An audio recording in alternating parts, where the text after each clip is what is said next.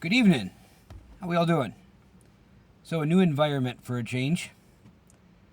So I'm going to come on here and I'm going to talk about something, and there is some that will understand this, and there are some that will not.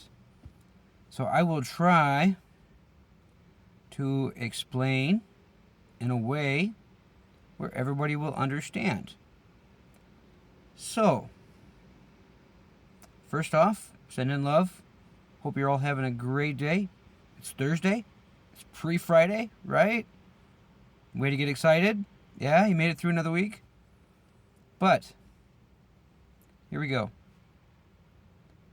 So, and let me just start by saying that I've gone through a lot of this in my life. A lot. A lot. Right? Okay? Let's just let that be the opener line to this. That I'm speaking from personal experience. I'm not just saying this just to get everybody riled up and, hey, yeah, no. This is a pretty deep concept.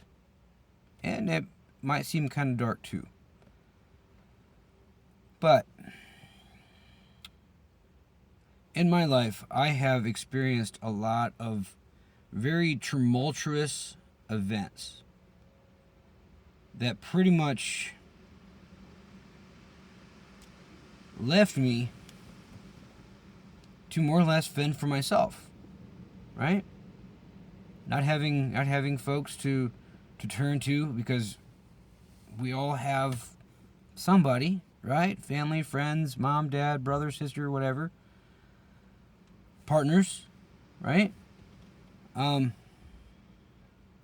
been single a very long time.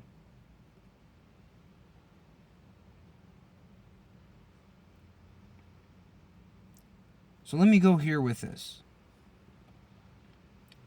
Imagine for a minute that you lose a parent. You lose a pet that you've had for a long, long time. You lost a close friend,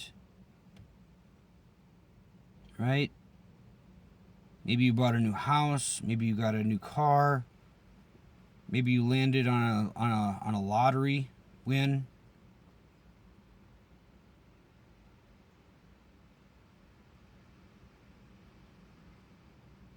Maybe you fell in love with that person that you've been wanting your whole life, and finally here it is 20 years later.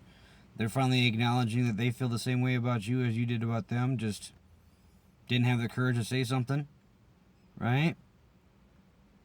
So what I'm getting at is these are all life experiences that will absolutely change your life in one way, shape, or form.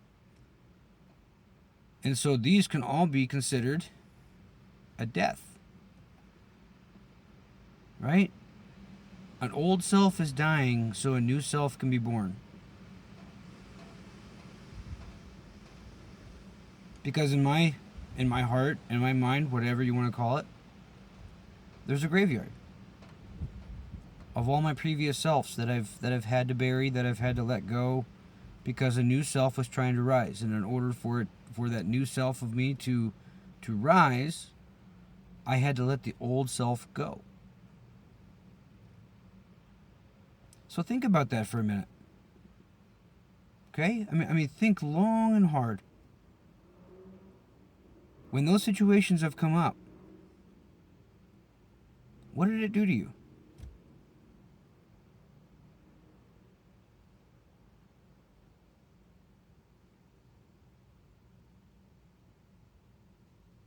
What did it do to you?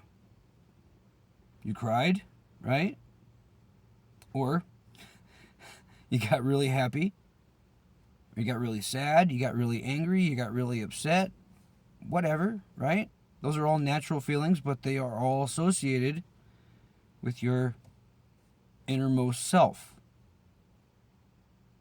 Now, the real question is, how did you handle those emotions in the aftermath of those situations? For the bad stuff, did you let your ego and your pride get in the way? Did you let your shadow self or your dark side take over? Were you able to navigate it in a positive way?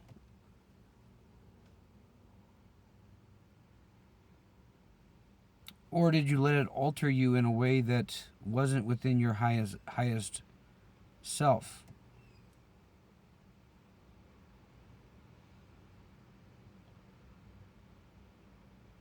I can say that for a lot of you, honestly, you probably let the ego and the pride get in the way and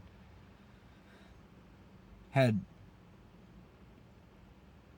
bad outcomes for weird situations and weird outcomes for somewhat situations, right?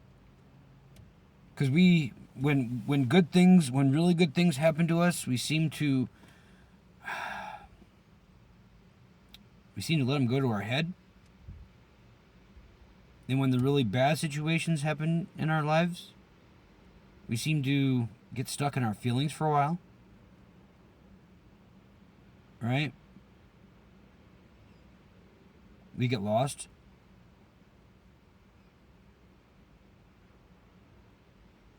We start thinking about what we could have did for the bad stuff, and we start thinking all this stuff about what we can do and how it should go when the really good stuff happens.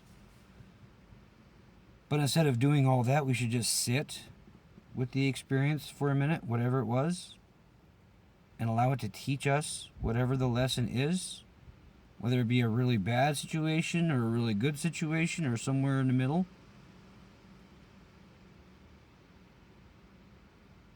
Right? I mean, imagine for a minute that you win $1 million in the lottery, right? Just off the ball. Just there's a big one, right? You win $1 million in the lottery, and what's your first reaction? Holy crap, I just won the lottery. Woo! Right? Now you start thinking about what you're going to do with it and how it's going to work out and who's going to know, and right? But then we have the extreme dark side of it. You lost your mom, or you lost your prized pet that you've had since they were a baby. Right? And then it's the complete opposite. Instead of being all excited and happy, you're all sad and upset. And now you have something to navigate through. Now, you're probably wondering why I'm talking about this to begin with. Well, I have a really big hunch that there's a lot of people out here that they don't know how to navigate situations. Right? Instead of allowing yourself to just sit with the situation for a minute, you either go one way or the other. Because I just something I've been noticing with people. Me, I'm the kind of person that regardless of what the situation is, I just try to keep a straight and narrow kind of situation, and I allow the situation to kind of play itself out slowly.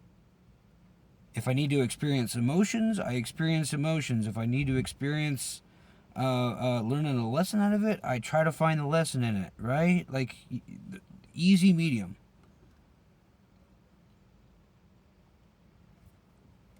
It's just something I'm noticing. And you can tell if somebody's going through something pretty easily, or at least I can, right? Because there's either one extreme or the other, right? There's either people that are angry and upset and that, or there's people that are really happy and just go lucky, and sometimes you have people that are somewhere in the middle, and you got to navigate it a little deeper to find out where exactly they sit at, right? So that's just something to think about, something to evaluate, something to maybe, wow, what a concept. But sending love. Hope you're all doing well. Have a great night. Till next time.